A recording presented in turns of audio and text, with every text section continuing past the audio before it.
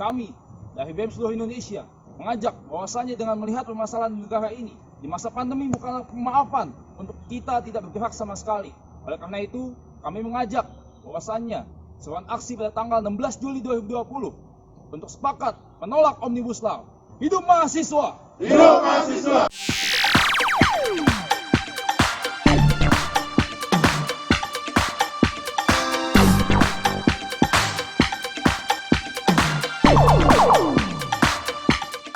Tonton video ini sampai selesai agar Anda tidak gagal paham.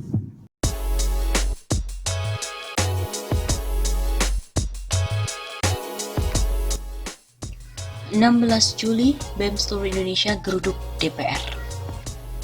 Aksi mahasiswa seolah meredup saat pandemi COVID-19 menjangkiti tanah air.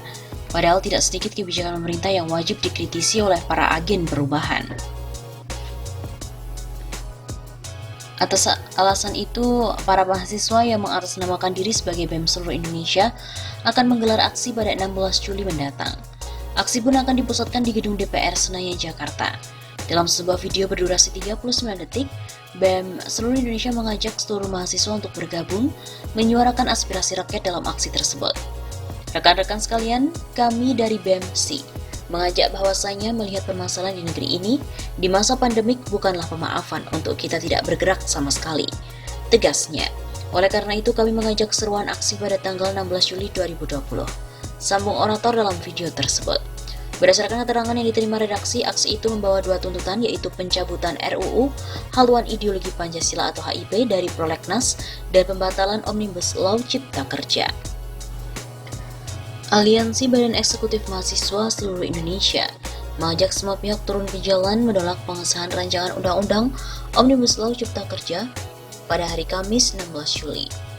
Kami mengajak dan menyerukan aksi pada tanggal 16 Juli 2020 untuk sepakat menolak disahkannya rancangan Omnibus Law, kata Koordinator Pusat BEMC Remy Hastian melalui keterangan pers pada hari Kamis 9 Juli. Remy mengaku sudah melakukan konsolidasi dengan sejumlah perwakilan universitas di wilayah Jabodetabek, Banten untuk menggelar aksi. Ia mengklaim kali ini pihaknya dapat membawa massa dalam jumlah yang besar. Konsolidasi antar kampus telah selesai dilakukan di Universitas Sultan Ageng Tirtayasa, Serang, Banten pada Senin 6 Juli lalu. Remy mengatakan DPR dan pemerintah tetap tak mendengarkan aspirasi masyarakat yang menolak pembahasan dan pengesahan RUU Cipta Kerja.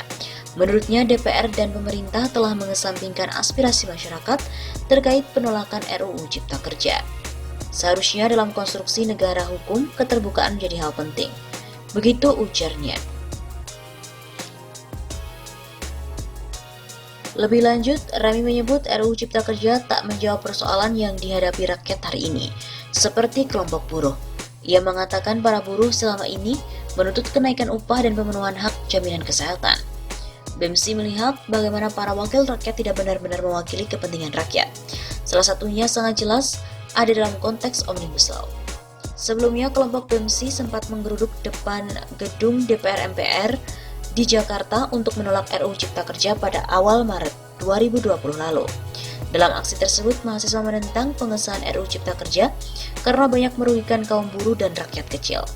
Terlebih, pemerintah tak banyak melibatkan masyarakat dan tidak transparan dalam pembuatan RUU Cipta Kerja.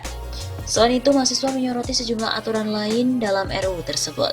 Misalnya penghapusan upah minimum kota, penghapusan pesangon, dan penghapusan batas kontrak tenaga kerja yang merugikan kaum buruh. Mereka juga menolak penyederhanaan izin investasi yang memangkas kewajiban perusahaan dalam izin lingkungan. Koordinator Pusat Badan Eksekutif Mahasiswa seluruh Indonesia, Remy Hastian, mengatakan akan kembali turun ke jalan dengan massa besar-besaran menentang pengesahan RUU Omnibus Law oleh DPR.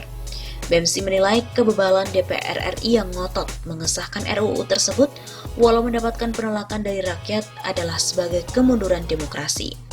Menurut Remy, pembahasan RUU tersebut mengandung cacat karena perumusannya tidak sesuai dengan Undang-Undang Nomor 15 Tahun 2011 atas perubahan Undang-Undang Nomor 12 Tahun 2011 tentang pembentukan peraturan perundang-undangan dalam membuat suatu kebijakan. Di masa pandemi, bukanlah pemaafan untuk kita tidak bergerak sama sekali. Oleh karena itu kami mengajak dan menyerukan aksi pada tanggal 16 Juli untuk sepakat menolak disahkannya rancangan Omnibus Law. Begitu kata Remy dalam rilis persnya yang diterima oleh redaksi pada hari Kamis 9 Juli di Jakarta. Aksi tersebut, tegas Remy, tetap akan memperhatikan protokol kesehatan pencegahan penyebaran COVID-19. Setiap orang himbaunya harus membawa masker, hand sanitizer, memastikan suhu tubuh dan kesehatan tubuh stabil dan wajib menjaga jarak sebelum dan saat serta setelah berjalan dengan kegiatan tersebut.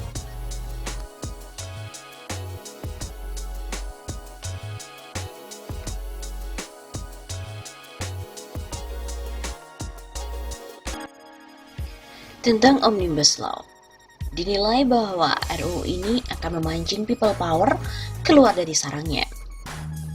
Ya, istilah politik people power memang bukan berasal dari Indonesia. Dari sudut pandangan bahasa saja sudah jelas, people power diadopsi dari bahasa Inggris. Istilah politik ini berawal dari ketidaksepakatan rakyat terhadap otoritas pemerintah. Pemahaman secara luas, people power merupakan tindakan revolusioner yang menimbulkan demonstrasi jalanan untuk mengkritisi kebijakan-kebijakan pemerintah yang dinilai tidak mensejahterakan rakyat. Nah, untuk menjalin kekuatan yang lebih besar, sebelumnya rakyat membentuk sebuah kelompok ataupun organisasi. Semakin besar organisasi yang terjalin, maka people power akan semakin besar pula. Sedangkan, untuk jalinan antar organisasi-organisasi yang berserikat, hal itu diistilahkan dengan aliansi organisasi. Dalam konteks pada hari ini, beberapa pasal dalam draft rancangan undang-undang Omnibus Law Cipta Kerja yang dikerahkan oleh pemerintah, di mana sudah diberikan dari pemerintah kepada DPR untuk disahkan. Rupa-rupanya setelah dianalisis oleh beberapa organisasi perburuhan, diketahui banyak sekali hak-hak yang sangat-sangat merugikan buruh. Hak-hak yang merugikan buruh itu terutama termaktub dalam Undang-Undang Nomor 13 Tahun 2003. Tentang apa? Tentang ketenagakerjaan yang dikurangi dan bahkan dihilangkan oleh RUU Omnibus Law Cipta Kerja. Tentunya, perihal ini telah memancing organisasi-organisasi terutama organisasi buruh untuk keluar dari tempat mereka bekerja dan turun ke jalanan. Organisasi-organisasi ini menuntut kepastian undang-undang yang nantinya akan menentukan kinerja mereka. Ya, tidak hanya itu sih, nasib mereka beserta kehidupan keluarga juga dipertaruhkan dalam rancangan undang-undang ini. Selanjutnya, peraturan yang dinilai merugikan buruh adalah soal pemutusan hubungan kerja atau PHK. Hal ini tertulis dalam pasal 151 ayat 1 Undang-Undang Ketenagakerjaan. Terdapat ketentuan bahwa pengusaha, pekerja buruh, serikat pekerja, serikat buruh, dan pemerintah dengan segala upaya harus mengusahakan agar jangan terjadi pemutusan hubungan kerja. Pasal ini pun telah diubah dalam draft RUU Omnibus Law Cipta Kerja menjadi seperti ini. Pemutusan hubungan kerja dilaksanakan berdasarkan kesepakatan antara pengusaha dengan pekerja atau buruh. Setelah melakukan pengkajian secara mendalam, ternyata perubahan pasal ini sangat merugikan buruh. Pengubahan dan penghapusan pasal-pasal terkait PHK mengakibatkan buruh menjadi lebih gampang untuk dipecat. Selain itu, pemerintah seolah-olah membentur-benturkan antara para pengusaha dengan buruh. Misalnya saja terjadi perseteruan antara pengusaha dengan buruh. Otomatis, pemerintah tidak bisa ikut campur dengan urusan itu, karena undang-undangnya sudah diubah. Semestinya ketika terjadi perseteruan antara pengusaha dan juga buruh, pemerintah itu harus hadir untuk menengahi, bukannya malah membiarkan pengusaha dan juga buruh tersebut, sehingga terjadi ketidakadilan karena adanya pihak yang juga dirugikan. Yang lebih mengerikan dari Omnibus Law Cipta Kerja untuk para buruh, yaitu mempermudah pengusaha mem-PHK buruh karena terjadi perluasan jenis-jenis PHK yang bisa dilakukan tanpa perundingan terlebih dahulu. Sedangkan Menurut Undang-Undang Nomor 13 Tahun 2003, perihal PHK ini tertulis dalam pasal 154. PHK dapat dilakukan mencakup 4 faktor tanpa perundingan. Faktor tersebut yaitu pekerja masih dalam masa percobaan, mengundurkan diri ataupun kontraknya habis, mencapai usia pensiun ataupun meninggal dunia.